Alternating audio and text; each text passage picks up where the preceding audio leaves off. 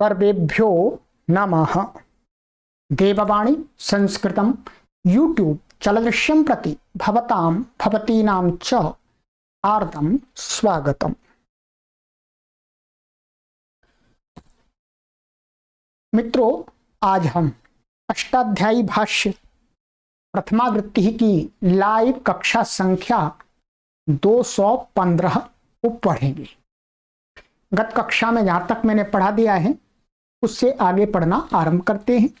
आपको कोई शंका या प्रश्न यदि कक्षा में पढ़ते समय उपस्थित होते हैं तो आप हमें इस व्हाट्सएप नंबर पर प्रत्येक शनिवार को प्रातःकाल 8 बजे से लेकर के सायंकाल 5 बजे के बीच में हमें एक ब्लैंक पेपर पर लिख करके भेज दीजिएगा। हम प्रत्येक शनिवार को रात्रि लाइव आते हैं, उसमें आपके प्रश्नों का, शंकाओं का उत्तर इस YouTube चैनल पर लाइव देते हैं। आप शंका और प्रश्न लिखते समय ध्यान रखेंगे कि आप अपना साथ में नाम भी लिखेंगे और शंकाएं और प्रश्न स्पष्ट साफ साफ लिखे हुए होने चाहिए और उसका फोटो आप भेजेंगे क्लिक करके वो साफ होना चाहिए, क्लियर होना चाहिए। इससे मुझे पढ़ने में समझ आ सके कि आपने क्या लिखा है। ठीक है, चलिएगा। गत कक्षा में मैंने आपको ये सूत्र पढ़ाया था। मुख्य रूप से शाह प्रत्यय से सूत्र की मैंने सिद्धि कराई थी आपको। ये नर्तकी, रजकी और चुटू सूत्र पूरा पढ़ाया था। इसके अंदर बहुत सारे उदाहरण थे, सभी उदाहरणों को भी मैंने सिद्ध करके बता दिया था। ठीक है, सरल है ये। बस ये सामान्य प्रत्यय के आदि शकार की संज्ञा होती है, प्रत्यय के आदि चवर्ग और टवर्ग के किसी वर्ण की संज्ञा होती है, इतना ही था। ठीक है, अब आइएगा इसके आगे सूत्र एक और है, संज्ञा सूत्र इसका इत संज्ञा का, बस ये अंतिम सूत्र है। ठीक है, चलिएगा। लशक्व तद्धिते 1, 3, 8 पदच्छेद। लशक्कु प्रथमा विभक्ति एक वचनांतम, अतद्धिते सप्तमी विभक्ति एक वचनांतम। समास है इसके अंदर, दोनों शब्दों के अंदर समास है। ठीक है, समास। पहले इसमें करते हैं समास। लश्चा शश्चा कुश्चा लशकु समाहार द्वंद्वः, क्योंकि 3 है, ला और श और कु, तो बहुवचन होना चाहिए, तो एक वचन है, तो इसका मतलब समाहार द्वंद्व और नपुंसक लिंग है। ठीक है, तो न तद्धिताः अतद्धिताः तस्मिन् अतद्धिते नहीं तत्पुरुषः, सरल है। या ल से अर्थ है ल और श से अर्थ है श तालव्य और कु से कवर्ग। कवर्ग का अर्थ क्या है? क, ख, ग, घ, ङ। ये 5 अक्षर हैं। ठीक है, चलिएगा। इसमें ऊपर से अनुवृत्ति आ रही है मित्रों। प्रत्ययस्य आदि उपदेशे इत, इतने पदों की अनुवृत्ति आ रही है। सरल वही सारा आ रहा उपदेश में, और प्रत्यय का आदि होना चाहिए और वो इत संज्ञक हो जाता है। यही पढ़ रहे हैं हम। चलिएगा, अर्थ देखते हैं। अर्थः उपदेशे प्रत्ययस्यादयः लकार शकार कवर्गाः इत संज्ञका भवन्ति तद्धितं वर्जयित्वा। क्या कह रहे हैं? उपदेशे माने महर्षि पाणिनि के जो उपदेश हैं, तो प्रत्यय का संबंध, इसका मतलब क्या हुआ? केवल अष्टाध्यायी और उणादि कोश जो 2 उपदेश हैं उनमें प्रत्ययस्य, प्रत्यय के, आदयः माने आदि, लकार माने ला, श शकार श, कवर्गा माने का ख गा घा ङ। ये वर्ण क्या है? इत संज्ञका भवन्ति, इनकी इत संज्ञा हो जाती है, अर्थात इत संज्ञक हो जाते हैं। तद्धितं वर्जयित्वा, परंतु यहां प्रत्यय कहा। प्रत्यय मुख्य रूप से दो प्रकार के हैं, मुख्य रूप से, ठीक है, और प्रत्यय और भी हैं, परंतु मुख्य रूप से हम दो प्रकार के मान लेते हैं, कृत और तद्धित, ठीक है, क्या है, कृत और तद्धित। इसके अलावा दूसरे प्रत्यय हैं, दूसरे भी प्रत्यय हैं, जैसे कृत से पहले भी प्रत्यय है, सन आदि प्रत्यय हैं, ठीक है, क्या है, सन आदि प्रत्यय। तो हम ऐसा मान सकते हैं कि प्रत्यय, जितने भी प्रत्यय जिनका नाम रखा गया है महर्षि पाणिनि के अष्टाध्यायी में, प्रत्यय तीसरे अध्याय के पहले सूत्र से लेकर के पांचवें अध्याय तक के अंत तक के जितने सूत्र हैं वो सारे, और उनमें विधान किया गया वो प्रत्यय हैं। उन प्रत्ययों में जो तद्धित प्रत्यय हैं, तद्धित क्या है, चौथे अध्याय के प्रथम पाद का तद्धिता एक सूत्र है, कई बार पहले भी बताया मैंने, तद्धिता वहां से लेकर के पांचवें अध्याय के अंत तक जितने भी प्रत्यय वो तद्धित हैं। उन तद्धित माने उन तद्धित प्रत्ययों को तो इसमें नहीं लिया जाएगा, उससे भिन्न जितने भी प्रत्यय हैं उन सब के आदि में यदि कहीं पर ये वर्ण मिलेंगे तो उनकी संज्ञा कर देनी चाहिए, परंतु तद्धित प्रत्यय के आदि में ये वर्ण होंगे तो नहीं होगी। यही अर्थ निकल के आया, सरल है। उदाहरण दिया इन्होंने लकार का चयनम जयनम, ठीक है, शकार भवति पचति, कवर्गः भोक्ता भोक्तवान, प्रियं वदः वशं वदः, ग्लास्नोः जिष्णोः भूष्णोः, भंगुरम वाचः, ये दे दिया, इतने उदाहरण दे दिए, ठीक है। चलिए यहां पर ये वाचः दिया है और पीछे सिद्धि दिखाई है, वो इन्होंने वाचे की दिखा दी है, कोई बात नहीं, चाहे घसी घस मानिएगा गे मानिएगा, बात वही है, अभी मैं बता दूंगा आपको, ठीक है।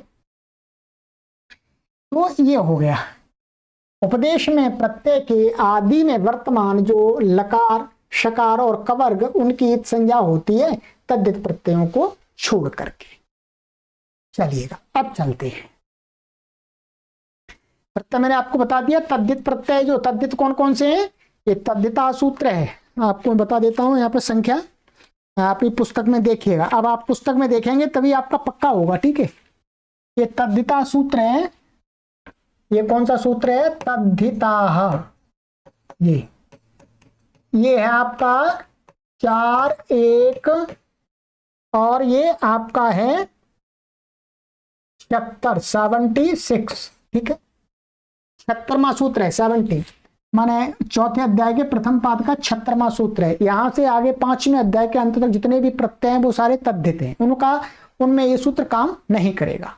चलिएगा अब उदाहरण लेते हैं, उदाहरण परिशिष्ट में दिया है चयनम, आइएगा, सरल है, चयनम कुछ कठिन नहीं है, अब आपको शॉर्टकट में चलना है। मुख्य रूप से चयनम का अर्थ होता है चुनना, माने बीनना, चयन करना।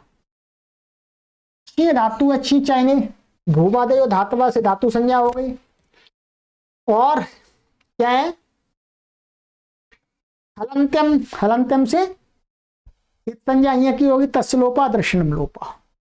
फिर धातुओं के अधिकार में क्या है, ल्युट च, ये सूत्र है 3-3-15, 115। ल्युट च सूत्र से क्या है, लुट प्रत्यय होता है भाव में, क्या है, भाव में लुट प्रत्यय होता है। इसका मैं आपको और दिखा देता हूं, चलिए आइए, ये लुट च सूत्र है यहाँ पर, ठीक है, ये देखिएगा, लुट च 3-3-115, इसका अर्थ है नपुंसक लिंगे भावे धातो लुट प्रत्ययो भवते, माने नपुंसक लिंग का अर्थ होता है कि जो शब्द बनेगा वो नपुंसक लिंग होगा, ठीक है, पुल्लिंग नहीं होगा, इस लुट प्रत्यंत से जो बने हुए शब्द होंगे वो नपुंसक लिंग ही होंगे। नपुंसक लिंग में भावे माने धातु के अर्थ को कहने के लिए धातु से लुट प्रत्यय हो जाता है बस। तो चयन माने चयन करना, चयन क्रिया, बस क्रिया मात्र को कह रहा, धातु अर्थ को, तो लुट प्रत्यय हो गया। अब यहां लुट प्रत्यय हो गया, देखिएगा ये हो गया। और इसका अब लशक को तद देते, अब ये प्रत्यय है, प्रत्यय परस्य से परे हो गया, तो ये प्रत्यय के आदि में ला है, तो इसलिए क्या है, इसकी संज्ञा हो गई। और हलंत्यम से टक की संज्ञा हो गई। तस्य लोप अदर्शनम लोप होकर के क्या बचा, यू बचा। यू बचा तो क्या बचा, चे यू। ठीक है, चे यू। पूर्ववत, पूर्ववत का अर्थ हुआ जैसे हमने पिछली कक्षाओं में, पिछली सिद्धियों में किया था।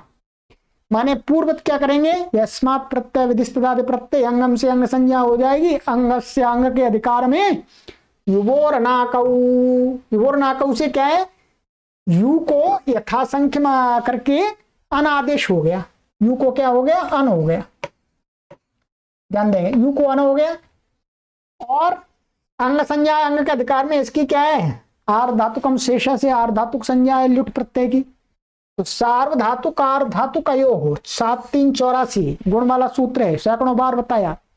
सार्वधातुक आर धातुक अयो हो तो क्या हुआ, गुण हो गया अंग को।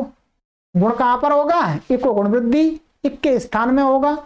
तो ई के स्थान में गुण हुआ, अदे गुणा स्थानांतरतमा लग करके क्या हो गया, गुण को ए हो गया। क्या बन गया, गुण ए, गुण को ऐसे छे हो गया, क्या होगा, छे छे। और ये आया, ठीक है। अब इसको एचो याबा हो जाएगा, तो आय होगा चा या ना, ये अन है, अच्छा सॉरी, क्या है ये, अन है।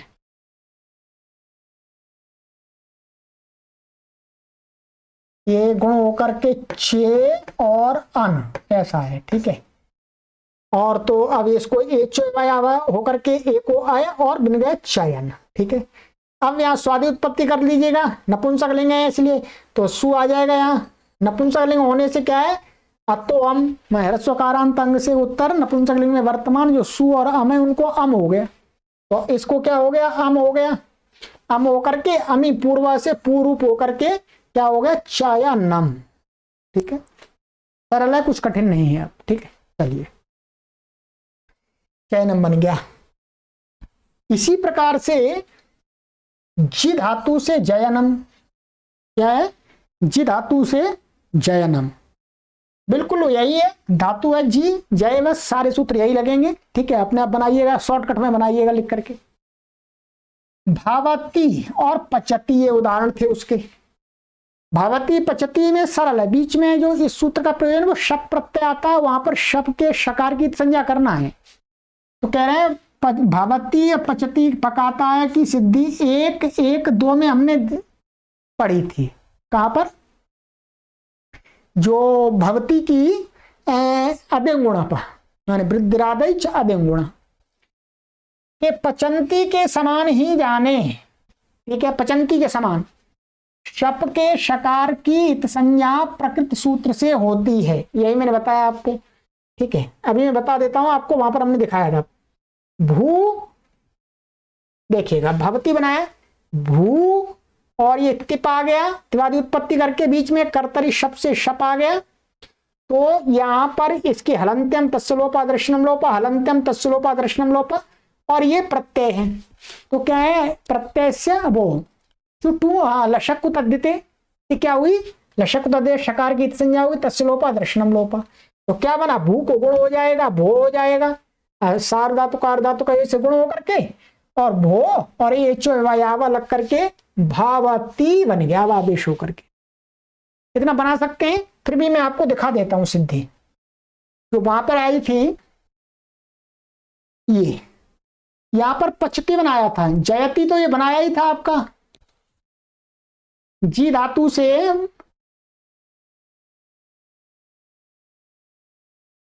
ये लीजिए पचती, पचंती सब पकाते हैं। ये क्या था, बहुवचन में था, तो आपको एक वचन में बनाना है।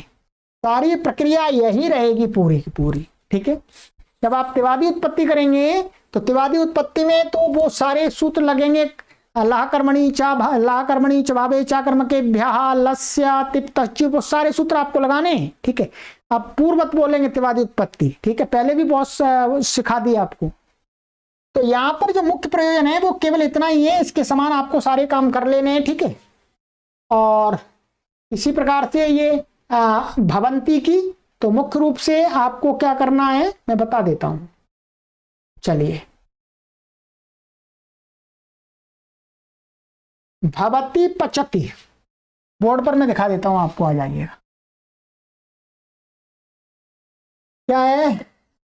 भवती, ये है, और पहले भवती का ये भू धातु है, ठीक है। ये तिप आ गया, पूर्व प्रतिवादी उत्पत्ति कर लीजिएगा। और ये कर्तरी शब्द से शप आ गया, ठीक है। इसका तका पका इत संज्ञा हो गई, हलंत्यम तस्य लोपः अदर्शनम लोपः।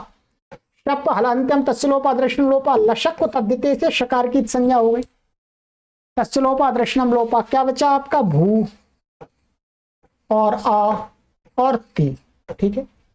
अब क्या है इसकी? क्या है? किंगशित सार्वधातुकम से सार्वधातुक संज्ञा है, ठीक है। तो सार्वधातुक होने से क्या? सार्व धातु कार धातु का योग से गुण हो जाएगा, पूर्व सारा कुछ करके अंग संज्ञा आदि करके। तो गुण क्या हो जाएगा? अधिक गुण अलग करके स्थानांतरमा से भो हो जाएगा, भो और आ और ती। अब यहाँ पर एच आवा लगा करके अवादेश हो गया, भावा आ इसमें मिल गया भावती, ठीक है। मैंने आपको शॉर्टकट में बता दिया, ठीक है। इसी प्रकार से आपका है पचती, भवती पचती। पचती में भी कुछ नहीं है, यहां पर क्या है? ये डुपचश, डुपचश पाकी है, डुपचश ऐसे धातु है ये, ठीक है।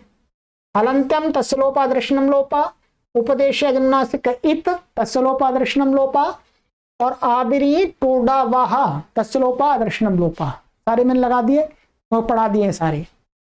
क्या बचा? पाच, और त्रिवादी उत्पत्ति पूर्वक करके आ गया, और कर्तरी शब्द से शप आ गया, ठीक है। कर्तरी शब्द से शप आ गया, पा हटा दीजिएगा, एक संज्ञा हलंतम तस्य लोपा, लशक को तद्धिते से शकी संज्ञा हो गई, तस्य लोपा अदर्शनम लोपा। क्या बचा? पाचा और आ और ती। इसमें गुण आदि कुछ प्राप्त ही नहीं है, गुण प्राप्त ही नहीं है, ठीक। गुण कहाँ होता है? इक के स्थान में, ध्यान देंगे, इक के स्थान में गुण होता है। आप कहेंगे इसको गुण हो जाएगा, आ को गुण नहीं होता, तो पहले से ही गुण है, इसलिए नियम बनाया एक हो गुण वृद्धि। गुण और वृद्धि कहां पर होते हैं? इक के स्थान में, ठीक है। तो अनिर्दिष्ट माने जिनको यहाँ स्थान नहीं कहा है, ठीक है। तो यहाँ एक है ही नहीं, तो इसलिए गुण का कोई प्रसंग ही नहीं है। जोड़ दीजिएगा, क्या बन जाएगा आपका? पचती। ये सूत्र आपका जो हम पढ़ रहे थे लशक उत्तर देते, वो यहां पर घटित हो गया, संपन्न हो गया। बस इतना ही चाहिए आपको। चलिए आगे कहते हैं महाराज जी, गुरु जी, ये भगवती पचती में बना दिया।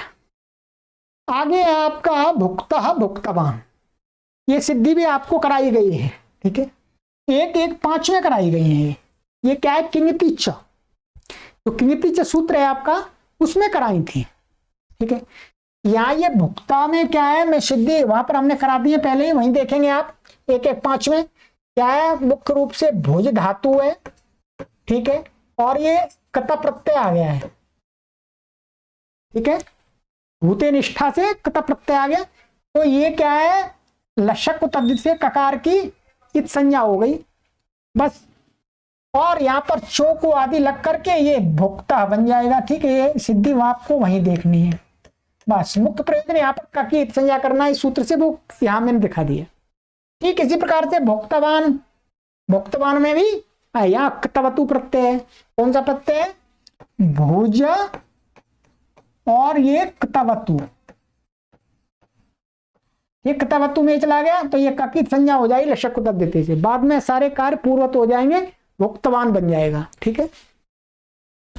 चलिएगा, ये हो गया आपका भुक्तवान, बना दिया मैंने।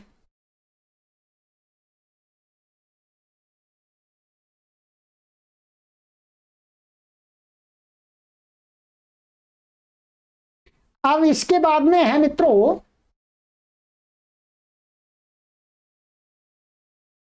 प्रियम वादाह, ठीक है। क्या है? प्रियम वादाह।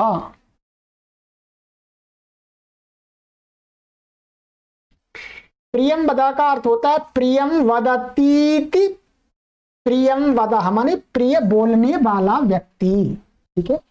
किसी स्त्री का नाम भी प्रियम वदा होता है क्योंकि प्रिय को बोलने वाली होती है, वो स्त्री होती है, इसलिए दा हो जाता है, आ जाता है। तो ये कोई पुरुष है इसलिए, तो प्रिय बोलने वाला पुरुष। तो इसका ये तो हमने अलौकिक इसका विग्रह दिखा दिया है। अब इसको हम अलौकिक विग्रह क्या रखेंगे, प्रिय और अम आ गया द्वितीय आया, और वद धातु है, वद आ गया, ठीक है।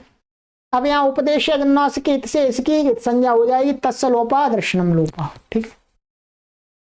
अब यहाँ पर धातु भूवादयो धातुवा धातु के अधिकार में प्रिय वशे वदः खच, ये क्या करता है, प्रिय शब्द अथवा वश शब्द के उपपद में रहते हुए, क्या उपपद में रहते हुए वद धातु से खच प्रत्यय करता है, कर्ता अर्थ में, ठीक है। प्रिय को बोलने वाला करता है, खच प्रत्यय करता है, तो प्रिय उपपद रहते हुए वद की खच प्रत्यय से खच प्रत्यय हो गया, ठीक है।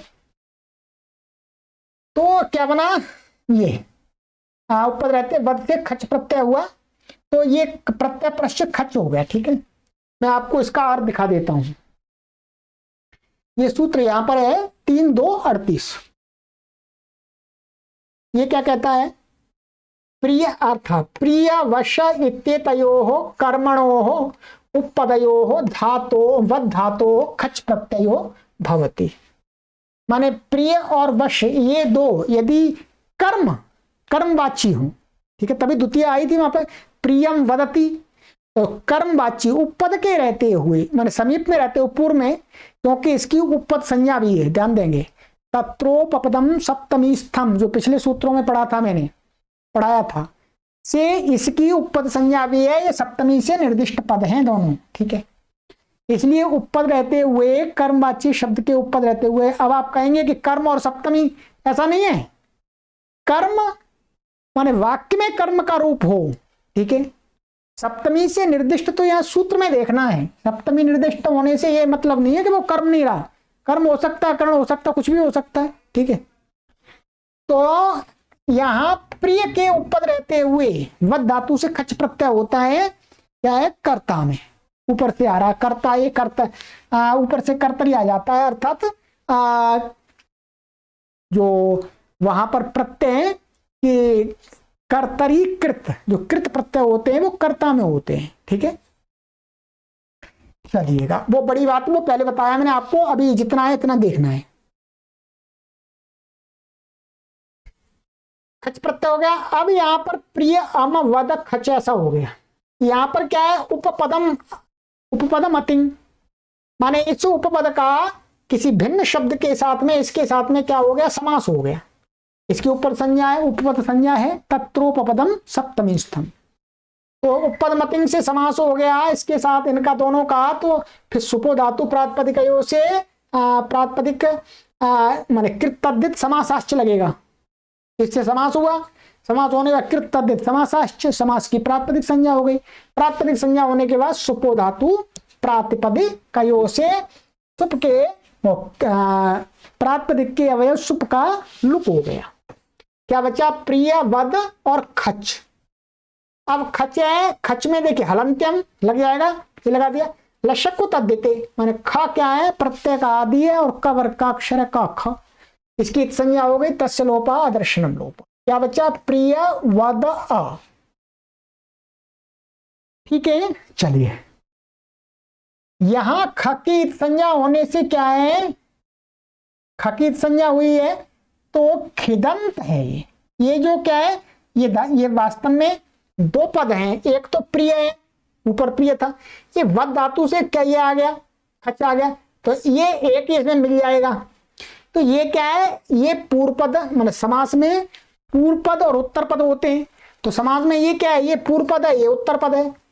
तो ये उत्तर माने ये कैसा पद है, खिदंत है। खित माने ये, खिदंत माने खित प्रत्यंत शब्द है। तो खिदंत उत्तर पद के रहते हुए, खिदंत उत्तर पद के रहते हुए क्या होता है, माने खिदंत उत्तर पद वद के परे रहते हुए एक सूत्र है, आरूर द्विषद जंतस्य, मैं अर्थ भी दिखाऊंगा इसका।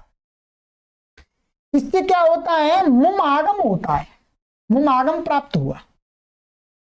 आरूरा द्विषाद जंतस्य मुम से मुम आगम प्राप्त हुआ। मुम आगम प्राप्त हुआ तो मुम कहां पर होगा, मृत्युंत्यात पर, माने अंतिम। मित आगम कहां होता है, मृत्युंत्यात पर, अंतिम अच्छे परे होता है, जिसको कहा जाता है उसके। तो ये कहां पर हुआ, इसका पूर्व पद इसको कहा है प्रिय को, तो इसका अंतिम अच क्या है, आ, तो आ के बाद बैठ जाएगा। ठीक है, अब पहले इसका अर्थ देख लीजिएगा, ये क्या कहता है। आरूढ़ दुष्यंत यंतस्य मुम, ये 6वें अध्याय के तीसरे पाद का 66वां सूत्र है। ठीक है, आप देख रहे होंगे, अर्थ में दिखा देता हूं आपको। देखिए अर्थ,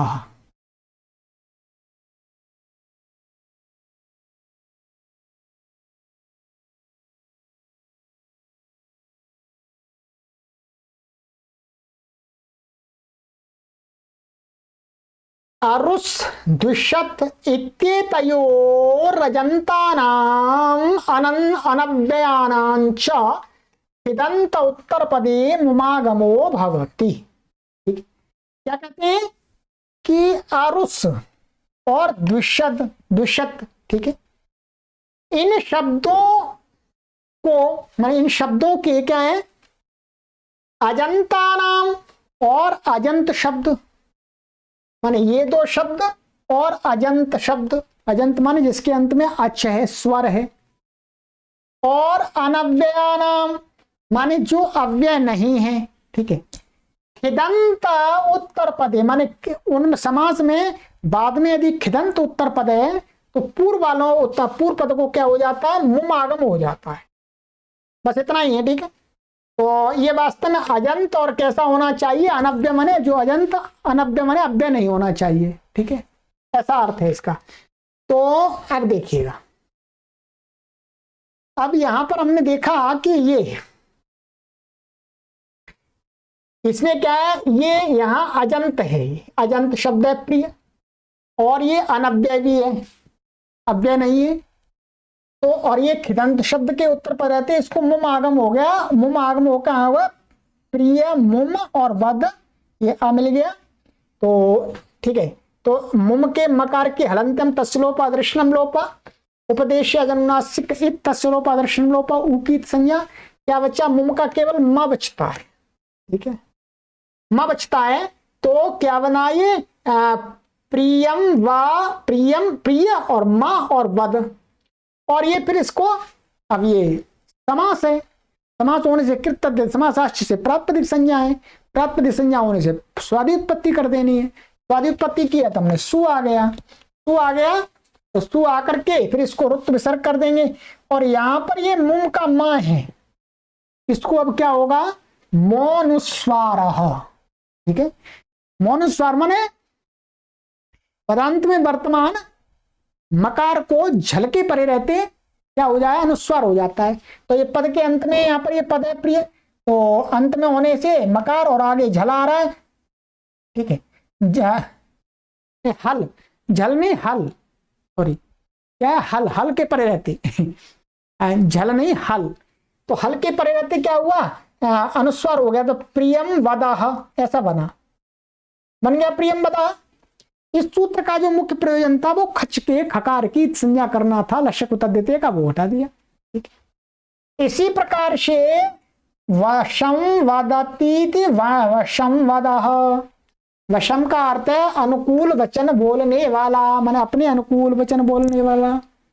तो वश शब्द से यहां पर वद धातु से यही सारी प्रक्रिया चलेगी, कोई भी अलग से सूत्र नहीं लगना है, ये आपको अपने आप बनाना है। ठीक है,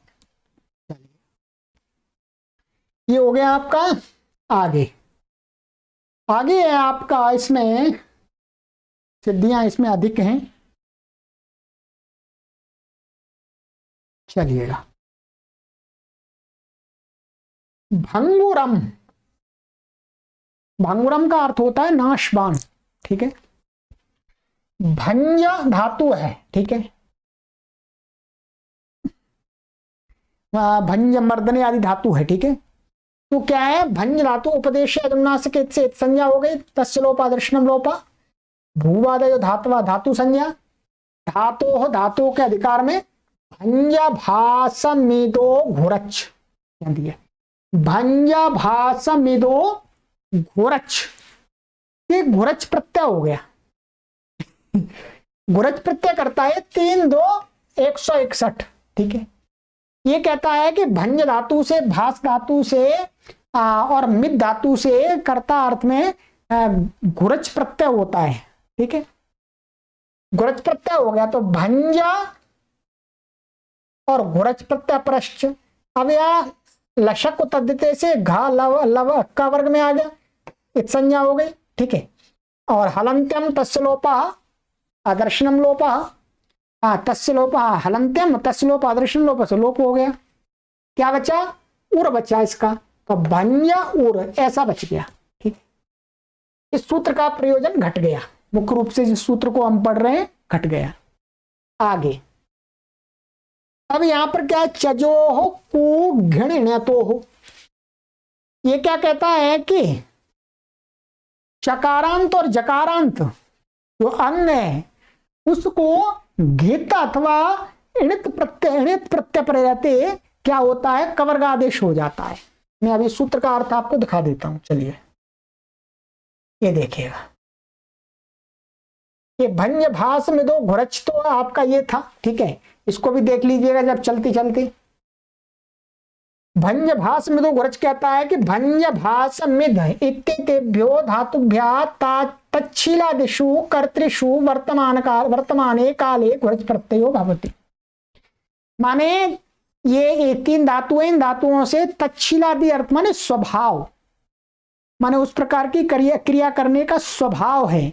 इस प्रकार के कर्ता को कहने के लिए वर्तमान काल में जो क्रिया होती है उसको कहने के लिए घुरच प्रत्यय होता है, ठीक है, ठीक है। अब देखिएगा आगे, आगे यहां पर ये है सूत्र चजो हो कु घृणतो हो। ये क्या कहता है? ये कहता है अर्थात चकार जकारयोः स्थाने कवर्गादेशो भवति घृतीण्यति प्रच प्रत्यये परतः। चकार और जकार जो अंग हैं उनको घित अथवा अणित प्रत्यय के परे रहते कवर्ग आदेश हो जाता है, ठीक है। तो यहां पर क्या था आपका?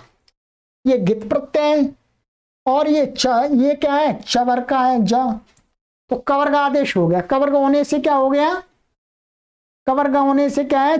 स्थानांतरतमा से ज के स्थान में, माने ये तीसरा है तो ये भी तीसरा ही होगा, समान स्थान जो इसके प्रयत्न आदि, तो इसको ज को ग हो गया स्थानांतरतमा लग करके, ठीक है।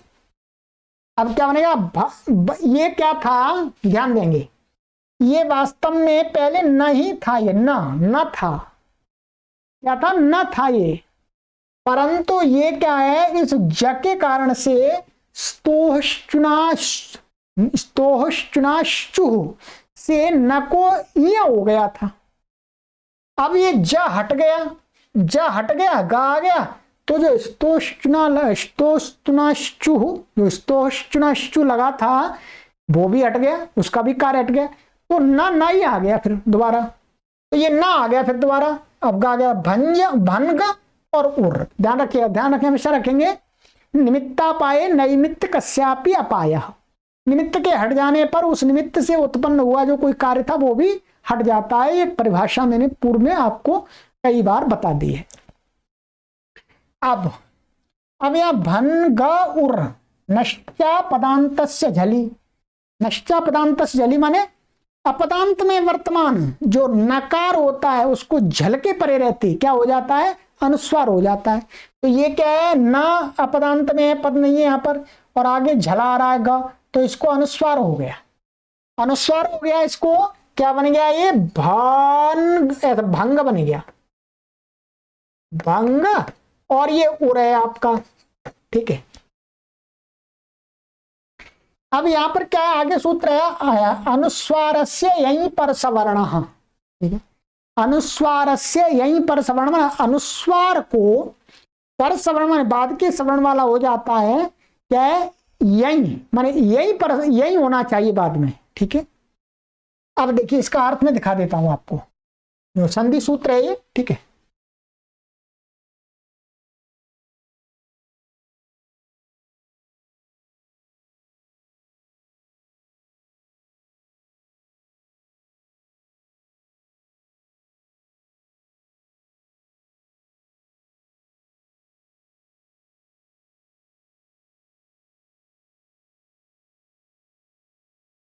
चलिएगा, इसका सूत्र मैं यहीं पर अर्थ बता देता हूं, यहाँ पीडीएफ में नहीं बन पाया है, वो सरल है।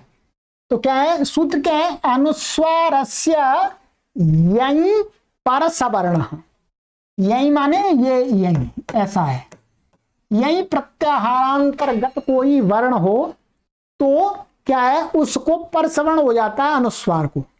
यहां पर यहीं में क्या है, ये जो गा है यहीं में आ रहा है, यही इसका अर्थ है हा या व रा, वहां से लेकर के और कहां तक, कप्पा या वहां तक लेकर के, उसके बीच में क्या है, ये गा आ रहा है, आ रहा है। तो इस गा को यहीं के परे रहते इस अनुस्वार को क्या है, पर सवर्ण माने पर जो गा है उसी के सवर्ण वाला हो जाएगा।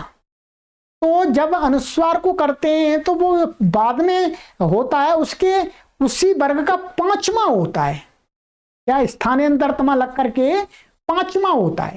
तो यहाँ ग वर्ग का ग है तो अनुस्वार को परसवर्ण करेंगे तो वो इसी का पांचवा हो जाएगा अंगा, क्या ना, भंग, भंग और उर मिला दिए, भंगुर। और कृतद्धित कृदंत है कृतिंग से, तो कृतद्ध समासशास्त्र से प्रातिपदिक संज्ञा, प्रातिपदिक संज्ञा होने के बाद में पूर्व स्वादि उत्पत्ति करके, और ये क्या है, नपुंसकलिंग है, नाशवान कोई नपुंसकलिंग चीज है, तो अतो अम और अमी पूर्व लग करके क्या बना, भंगुरम, अमी पूर्व भी लगेगा, ठीक है, भंगुरम बन गया ये। चलिए अब आगे देखिए, आगे उदाहरण था आपका ग्लासनुह, और ये ग्लासनुह है और ये जिष्णुह और भूषणुह की सिद्धि 1-1-5 अर्थात किंगति च में देखें। ये सूत्र है आपको यहां पर, ये किंगति च सूत्र हमने पढ़ाया था, इसी में ये सिद्धि कराई थी, आप अपनी पुस्तक में देख लीजिएगा, मैं दिखा देता हूं यहां पर भी, यहां सिद्धि कराई थी। तो पहले इसमें हम जिष्णु भूषणु दोनों की, ग्लासनुह की भी दिखाई थी, यहां देखिएगा। जिष्णु की सिद्धि ये है, सारे सूत्र लगेंगे यहां पर, क्या है, जी धातु से ग्लाज स्थश्च गुष्णु, एक गुष्णु प्रत्यय होता है, क्या है, गुष्णु, तो एक गुष्णु प्रत्यय हो गया, बस लशक उतर देते से यहां पर इसकी ग की इत संज्ञा हो गई। बाकी के सामान्य सूत्र हैं, यहाँ गुण आदि हो जाएगा, पर उसका फिर एक गित है तो किंगति च से निषेध हो गया है जी, ये आगे चल के सारा वही है, किंगति च से निषेध हो गया है। इट के आगे आर धातुकम शेष है, आर धातु संज्ञा है, आर धातु कश्चित बलादे से इट आगम प्राप्त होता है, फिर इसका एकाच उपदेश से निषेध हो जाता है, और फिर सार धातु कार धातु कयो से इसको गुण प्राप्त होता है जी को, फिर किंगति च से ये गित है इसलिए इसको क्या हो जाता है, निषेध हो जाता है। और आदेश प्रत्ययों से इस प्रत्यय के सकार को ऋण से उत्तर मूर्धन्य हो जाता है, और फिर रसाभ्याम नोण समान पदे से क्या हो जाता है, मूर्धन्य शकार से उत्तर न कोणा हो जाता है, तो जिष्णु ऐसा बन जाता है, स्वादि उत्पत्ति करके जिष्णु बन जाता है, ठीक है। मुख्य सूत्र में यहां जो प्रयोजन था वो था केवल लशक उतर देते, और तो सिद्धि तो पहले ही आपको पढ़ा दी है मैंने, ठीक है। चलिएगा, इसी प्रकार से भू धातु से भूषण बना है, वही सारी है, केवल इतना विशेष है कि यहां पर क्या विशेष था, यहां पर इतना विशेष था कि ये यहां पर भूषणों में इट आगम का निषेध, इट आगम का निषेध एकाच उपदेशे नुदात्तात से नहीं हुआ है, क्या एकाच उपदेशे nudattat से नहीं हुआ है, इससे हुआ है, कहते हैं कि श्रुकः किति, क्या श्रुकः किति, श्रुकः किति से हुआ है। ये सिद्धि मैंने आपको वहां पहले पढ़ाई है, ठीक है, हमारे नए पाठकों के लिए। यहां देखिएगा, ये तो ये सूत्र था ग्लाज स्थश्च गुस्नु, ठीक है, ये मैंने आपको बता ही दिया। ग्ला और जी स्था इत्येतेभ्यो धातुभ्यः चकारात् भुवश्च गुस्नु प्रत्ययो भवति तच्छीलादिषु कर्तृषु वर्तमान काले। ये धातुएं, इनसे क्या है, और चकार से ऊपर से भू धातु आती है, यहां से 4 धातुओं से आ जाता है। ग्ला जी स्था और भू 4 धातुओं से प्रत्यय होता है गुस्नु प्रत्यय। तो क्या तच्छीलादि कर्ता को कहने के लिए वर्तमान काल में। अब देखिए यहां पर आ गया ये,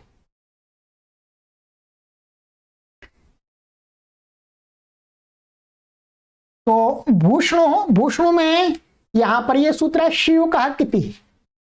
शिव का किति क्या कहता है, ये इट का निषेध करता है। भूषणों में जो इट का निषेध कर रहा है वो इसी से हुआ है।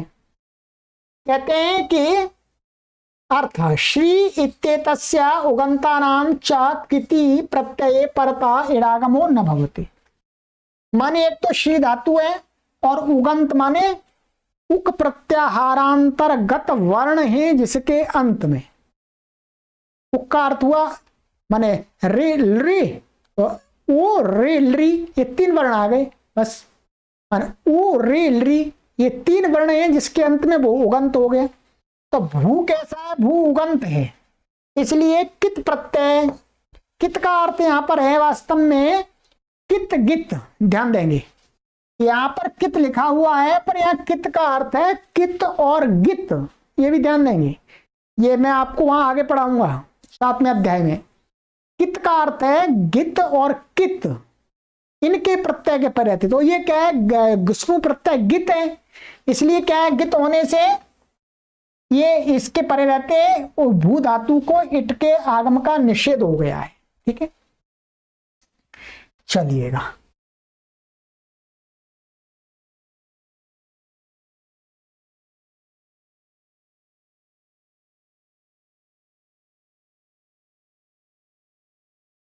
ये तो भू, ये हो गया आपका भूषण, और पूर्वत हो जाएगा सारा, शब्द आदि पूर्वत हो जाएगा, ठीक है।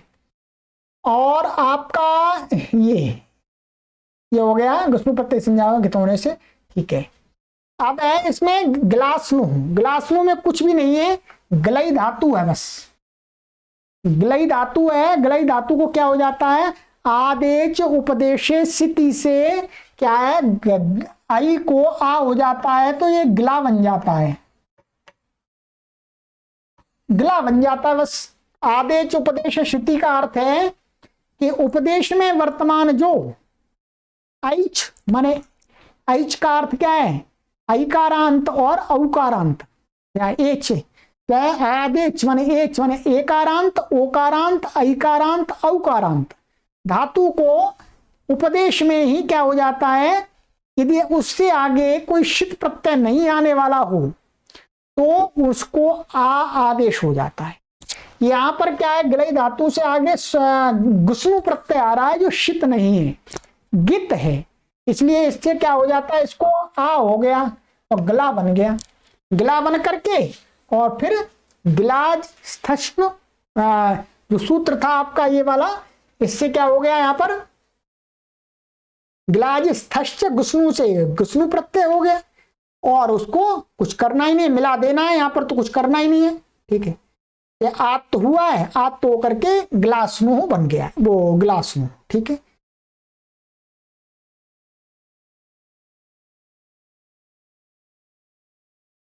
चलिएगा ये कंप्लीट हो गया, ग्लासनु बन गया। यहां पर कोई शत्व और णत्व वाली कोई बात नहीं है, क्योंकि इनसे उत्तर नहीं है स। इसी प्रकार से अंतिम था आपका वाच, वाचा दिया है, कोई बात नहीं, यहां सुधार कर दिया। वाच शब्द में से घस विभक्ति होकर के उसके,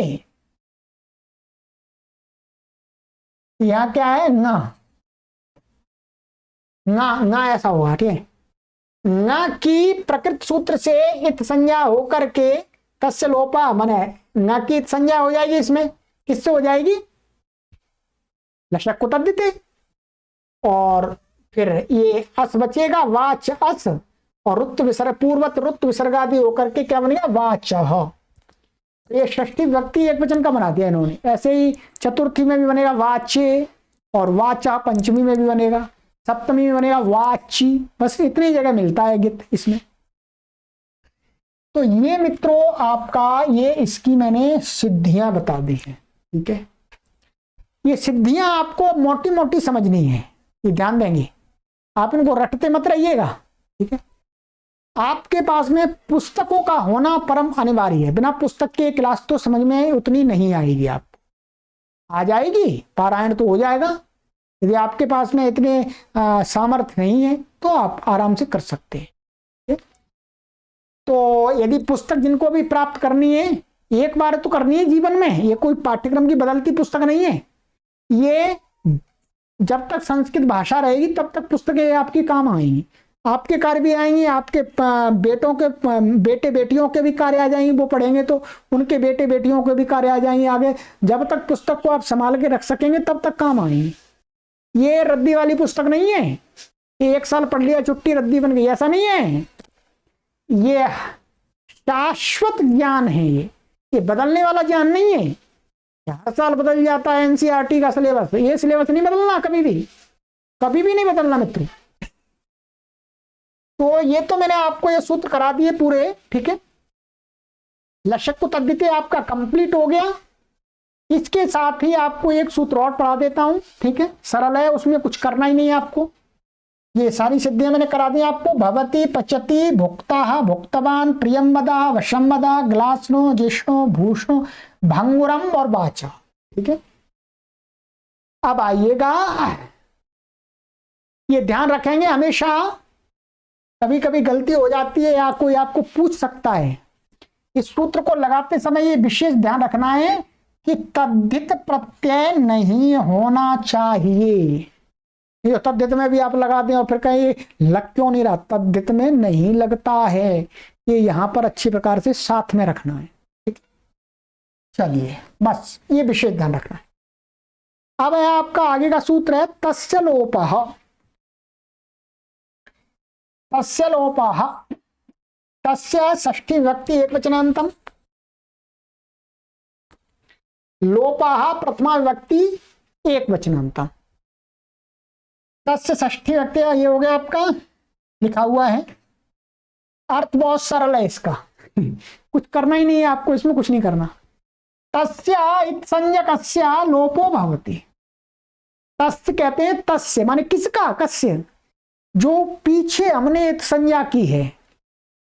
उपदेशे अजन्नास्य कहित हलंत्यम।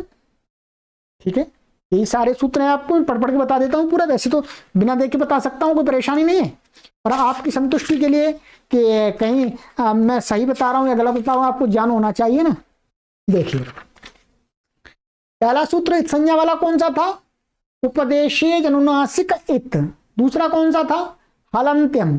तीसरा कौन सा था, निषेध करने वाला, न विभक्त तुष्मा, वो तो निषेध सूत्र था। आदिरी टूडवः शाह प्रत्ययस्य चुटुं लशक तद्धिते। 1 2 3 4 5 6 सूत्र हैं केवल, कितने, 6 सूत्र हैं इत संज्ञा करने वाले। तो तस्य माने वो इत संज्ञा करने वाले जो जिनसे जिनकी इत संज्ञा हुई है 6 सूत्रों से। तो कहते हैं तस्य इत संज्ञकस्य, उस इत संज्ञक का क्या करना चाहिए, कौन सा दंड देना चाहिए उसको, कौन सी सजा देनी चाहिए। कहते हैं लोपो भवति, माने उसको लोप हो जाता है, वो वहां से चला जाता है। जैसे इत संज्ञक बना, जाओ अपने घर पर वापस। उदाहरणानि पूर्व सूत्रेषु एव द्रष्टव्यानि। उदाहरण तो सारे तब से पढ़ ही रहे हैं, तस्य लोपा हर में लगा रहे हैं। तो लोप क्या होता है, पहले पाद में पढ़ा दिया, आदर्शनम लोपः। आदर्शनम माने वहां से न दिखना ही लोप होता है। चलिएगा, इत संज्ञा का आपका पूरा प्रकरण मैंने कंप्लीट कर दिया। कभी भी किसी प्रत्यय आदि की इत संज्ञा जाननी है तो यहीं पर आना है, कहीं इधर उधर नहीं घूमना है। कहां चलना है, प्रथम अध्याय के तीसरे पाद के आरंभ। बस आपको ज्ञात हो जाएगा किस किस की एक संज्ञा होती है। चलिएगा मित्रों, आज की कक्षा में इतना ही पढ़ेंगे। जो पढ़ाने को तो मैं बहुत पढ़ाऊं, परंतु आपको भी तैयारी करनी है ना। ठीक है, अब आगे का सूत्र है यथा संख्य मनुदेश समानाम। ये भी सरल है पर आगे की कक्षा में पढ़ेंगे। चलिए आज की कक्षा को यहीं विराम देते हैं। पढ़ते रहिएगा परिश्रम से, परंतु ये भी ध्यान रखें यह कक्षा प्रौढ़ विद्यार्थियों के लिए है जो संस्कृत को जानते हैं, व्याकरण को सीखना चाहते हैं। बिना संस्कृत भाषा को जाने व्याकरण आप नहीं समझ सकते हैं, पाणिनीय व्याकरण। ठीक है, ये इसकी विशेषता है। इतनी योग्यता आपके अंदर होनी चाहिए कि आपको संस्कृत लिखना और पढ़ करके समझना आना चाहिए, तभी आप इस कक्षा के योग्य हैं। यदि नहीं है, आप पढ़ना चाहते हैं तो थोड़ी तैयारी कीजिएगा। उसके लिए कोर्स बना दिए मैंने संस्कृत सीखने के लिए आपके लिए। चलिए, सर्वेभ्यो नमः।